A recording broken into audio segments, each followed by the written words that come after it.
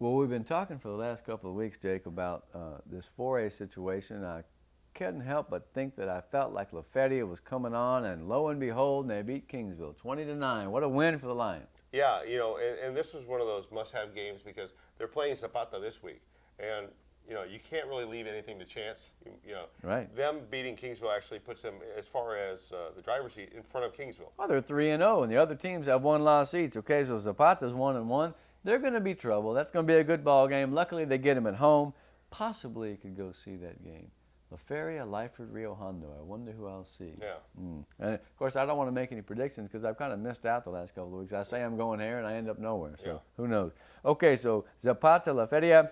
Kingsville plays at Gruya. Gruya got a big win against Hidalgo, man. It was a one-point slugfest. They got it done. Were they going to make the playoffs again? Yeah. And that's the thing. In these smaller districts, you'd only have to win, 2 games? Yeah. You're in. But, them beating Hidalgo's not an easy out. No, they played better. Let's see how Gruya does against Kingsville. Now, because it's a screwy thing. Okay, so Kingsville shuts out Zapata. And then La Feria beats Kingsville 20-9. So what will happen with Zapata and La Feria? I think it's anybody's guess, but I feel like the Lions are looking good. I mean, a 7-2 record is not to be sneezed at. Yeah. I'd like to see them close out this district championship. Hidalgo is off 0-3, 2-6. They finish at Kingsville. Maybe they can steal one. Yeah. Because like I told you at the beginning, I don't think Kingsville is as good as it was. It must have played well against Zapata, or maybe Zapata's not that good. Yeah. That wouldn't bother me at all. They still got big deer out there. Okay, let's go back up to, or down to Division II there. Raymondville at Rio Hondo, that's going to be a fun game. That's another one on my list. I'm going to a 4A game this week, or a 3A game, and you can mark that down. But to hold Hondo Harris and the original gangsters, OG. Orange Grove, to 29 points. I mean, that says something about their defense because it is a good. And they put 14 points up, so it's not like it was a blowout. It was close. And they've been blowing teams out, so I think it's a good effort for Rio Hondo. Now, if they can beat Raymondville here, Raymondville finished with PI.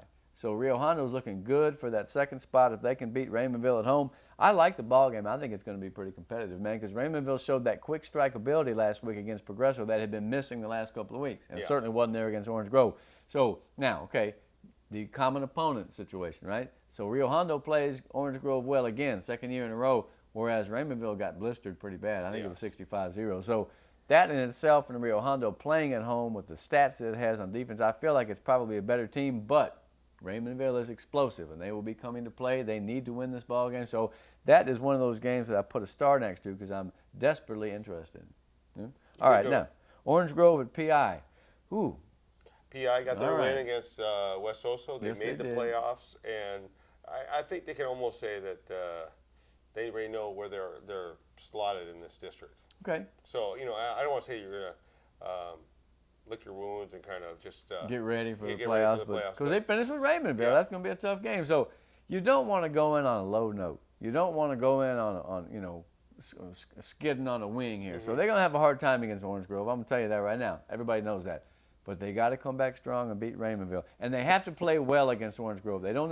This is one of those games where my formula for moving forward is you ain't got to win the game, but you can't get whooped. Yeah. You got to play well. You got to give it your all, and you got to come back and say we did our best, and now let's take care of the Bearcats. Keep it close. Yeah. And if they win, then they're going to say you guys are fools on the show because it can happen. Yeah. PI still got talent, man. I don't know if it has the identity it's had the last couple of years. Teams down there kind of search for the mojo. When they get it, they're hard to beat. They don't have it yet, but there's still time. Now, the 3A game of the year. Thinking Lyford, man. I've been thinking Lyford for weeks. They play Aransas Pass. Both teams have won 4 games in a row. This basically, both are 3-0 is for the district championship. Of course, Lyford's got Bishop at the end, and they've been tricky for teams, but they should be able to beat them. So this home game against Aransas Pass, the Panthers of Aransas Pass. What say ye? Well, Lyford's on a roll right now. They've got a big quarterback. Yeah. Jared Stroud is the other kid. He's actually able to see over the line. A lot of quarterbacks, we really can't say that. He's a big guy that can look over the line. I think he finally picked up on Coach Infante's offense because, they've been flying. Oh, man, they've been doing real well, scoring some points. And now Aransas Pass beat San Diego 32-26. A week after, Lyford beat them 30-26. So the Vaqueros are still a pretty tough team. They got Santa Rosa this week. Santa Rosa did get on the board with a win. They're playing at home, but it's going to be tough against San Diego. That's still a pretty good team, I think. Yeah, but Santa Rosa got that one win that they needed. You know, we talk about this all the time. Each, one win. Confidence, that we know how to do it. Right? Yeah, and they've done it. Well, if you're looking at the playoff picture, Hallettsville and Mathis, you remember those teams that cleaned our clocks the last couple of years. Hallettsville had Mathis' number, but I think this year it might be different. Mathis already played Lyford, beat them 46-18. Those are the teams that they're going to be looking at. It depends on where you finish, but it's no matter what happens in the district between Aransas Pass and Lyford, by-district will be tough. Because Hallettsville is good. You ever driven through there? No. It's one of the cleanest cities you'll ever see. Absolutely. A little idyllic little village, man. I mean, the streets are nice and trim and got a German background and Czechs back there in Hallettsville. Right. I really was impressed with Hallettsville. Not that it really matters, but yeah. I was impressed with Schulenburg, too, the Shorthorns. Yeah. Do you know that Hebronville, out of nowhere, is leading that district in 3A? Really? Remember they were 0-6? Well, now they're 2-0, and they beat Dilley. What do you think of them apples? I think Dilley was a paper tiger, man. We were making all this noise about the Dilley Wolves, and I think they may have hidden their head in shame. So is this a game Monte Alto can win, though? Because is Hebronville that good, or is they this can't be district that bad? Progresso beat Hebronville 40-13. Keep in mind, early in the season. Okay, so which Hebronville will show up? Because if it's the team the last couple of weeks, then Monte Alto might be in trouble. But if they can, if you're not really that good and you've had a couple of good games, maybe you'll revert to form and turn into a pumpkin here, as we say. I don't know. Monte Alto at 0-2 has got to get going sooner or later, man. Yeah. This would be a good week. Although, guys, I'm surprised. I mean, I had to look that one up. I thought Hebronville was terrible, and they've won 2 in a row. Now, here's a team that was really good and is not that good anymore, but still good enough to be worried about. Ben Bolt. The Ben Bolt Badgers come calling to La Villa. Yeah, and that used to be a big rivalry. So I the remember best. going to state 7-on-7, Ben Bolt and La Villa. Yeah. There were two good teams that were offensively gifted. Yeah. They're facing off this week. And they aren't the same powers that they had been. No, neither one. Basically, Riviero's the ones that beat La Villa last week, 36-26. Pretty competitive game, but I had a feeling the Seahawks were going to be tough. So at any rate, La Villa finishes with Santa Maria. I think they can beat Ben Bolt. Here are the records: 1-2, 4-4 for the Badgers, 2-1, 3-5 for La Villa. But as we said, have played a lot better lately. Had the tough strength of schedule. I can see them winning that game. But don't forget about London, because they're still in the race at 2-1, 6-1. That's a pretty good little district, really. Yeah. I wonder how tough that district is, because London, lost to La Villa. Yeah. And you sit there and go, how's that possible? Well, and the team that's surprisingly not that great is Three Rivers. So that district is probably, I don't know, pound for pound better than Monte Alto's district. Yeah, I think so. Although 3A and 1A, let's say that. Santa Maria's had a hard time, man. They've been getting gouged. They gave up 150 points the last 3 games. They played Three Rivers, who has not been that great this year. I would like to see a significantly better effort by the Cougars, and maybe this is the week. Yeah. Hey, one can only hope. You only got 2 left.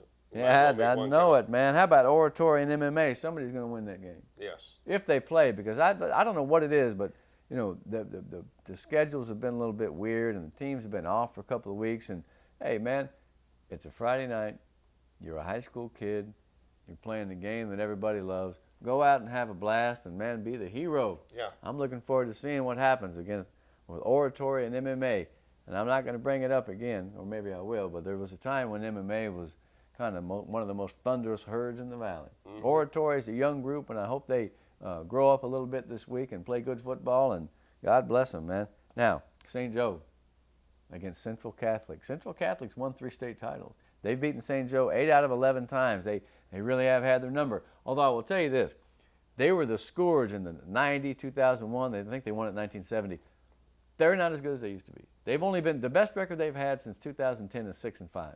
So it's not a great team. This year, they're 6-2. They're like St. Joe's. Both of them teams are enjoying their best season in years. So it makes it a fantastic football game. I think it's a Friday, but it's up in San Antonio, isn't it? Yeah, it is. The Buttons of Central Catholic. But them being St. Joe beating St. Michael's. What a game! And it was the first time that they've had some competition. Absolutely. And they rose to the challenge. They didn't say, "Oh my God, I got hit in the face. Right. I'm gonna go cry in the corner." Right. They didn't. They just kept pushing. They kept pushing. St. Michael's would take a lead. They come back and go over the top. It was almost like Texas No Limit Hold'em. They're just they're just anteing up every time. Well, I'll tell you what. I think you hit the nail on the head. I was thinking the same thing. They're not a paper tiger. So they didn't quit when a good team got in their face and played. They came back and got the win. They came back not once but twice.